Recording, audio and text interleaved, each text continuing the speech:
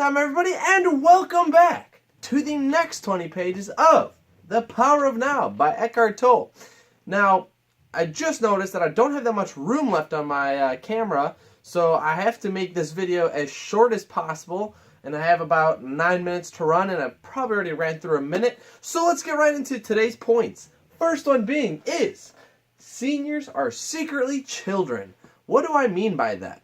Now, notice whenever you see some individuals of the older generation, some of them behave like children. Some of them are so fueled by energy, so fueled by optimism that they just seem like children.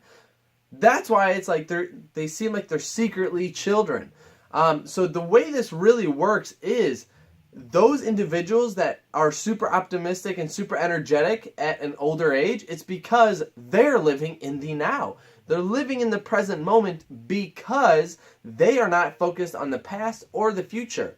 Now, if they were stuck in the past, these individuals are kind of all dull, boring, and super depressing, and they live their life with regret, and they kind of make it apparent. And then there's those individuals that are stuck in the future, and for example, like those that are kind of already dwelling death because their time is slowly coming to an end, and because of that, they reflect the future and they reflect the past. So no matter what, they're looking at the past, even if they're looking into the future.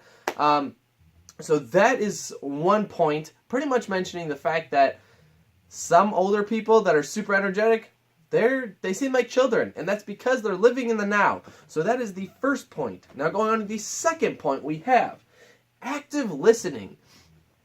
Now, we all know what active listening is, right? It's just like whenever someone's in a conversation with you, you're just engaging with them by asking questions about what they're talking about, or you just kind of just feed into their conversation. However, Eckhart Tolle points out how to be more actively engaged in conversations.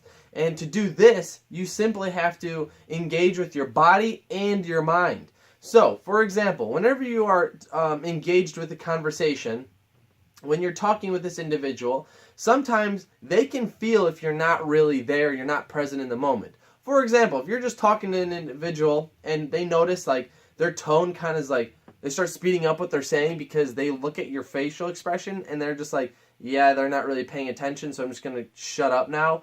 That kind of creates some awkward tension because they know you're not present in the moment and you're not there actually listening. Now, how do you flip that paradigm to actually be engaged in the conversation? You actually start behaving like you are engaging. You start using your body language. You start using your head. You start engaging with your body and your mind. So instead of like in your mind, you start thinking, instead of thinking, you're just engaged with what that person has to say. Now, thinking about those people that, for example, whenever you are engaged with a conversation, sometimes you get to this point where you get stuck in your head and you're just like, yep. And then you kind of just wait until they're done because you want to put something out there. You want to say what you have in your head. Stop doing that. That obviously shows you're not paying attention.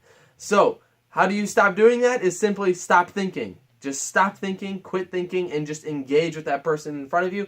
Be present in the moment. Start engaging with the conversation. Start fueling that conversation by being there, active in the moment. Don't start getting into your head and start thinking about other thoughts about or what your next thing you're going to say, because that's whenever the conversation slowly starts dying off. So, if you want to be a very good active listener, engage with your body and your mind. Use body language and your mind. It's more like you're not really using your mind because you're trying not to think. You're just kind of engaged and just listening. So that's the second point. Now, the third point we have, space. I love this point. Me and my friend actually debated this for so long because it's a very interesting point that Eckhart Tolle mentions. Now, space. We kind of know what space is. I'm not necessarily talking about that space, but I will use that as an example. Now, space up there, space does not exist unless there was other things in or outside of that area. For example, space would not be space without planets, without stars, without asteroids, any of that crap. It would just simply be an entity up there because there's nothing there. Now let's flip it into a different example. Let's say this room. This room is confined by walls and things that are in the room, like this whiteboard, this chair, myself. And everything in between all this is space. So, the interesting point about this is a commonality that space has with silence is stillness. It's very interesting. Stillness exists only because there is space. Now, whenever you're thinking about things, you sometimes have these brief moments of pauses before your next thought. In that little brief pause, you're being still, which means you are being present in the moment because you're not thinking. You're being present and you're being engaged with what's going around you in between those thoughts. It's a very interesting paradigm that Eckhart Tolle mentions in the book. And if you really want to get really nitty gritty with this, read the book because there's a very good explanation by Eckhart Tolle in it. Though I will be honest with you, it is a little confusing. So you might have to read through it like 2 or 3 times because I know I did before I actually made this video to speak about it. So yeah, there's that. And you probably also noticed, now I'm going off topic, I didn't do my hair. Actually, I did do my hair this morning, but it downpoured like crazy because Chicago weather is crap. And now my hair is down and I look like a little dweeb. But that's all I have for you guys today. As usual, follow us on Facebook, follow us on Instagram, and follow us on Twitter. And please, subscribe on YouTube, guys. I really appreciate it. I need all your support so I can pretty much grow this movement so we have a huge community. Also, really quickly, I am having a free book giveaway. I'm giving away Crushing It by Gary Vaynerchuk. So if you're interested, check out my Instagram page and figure out how you can enter to win this book. That is all I have for you guys. Take care and be awesome.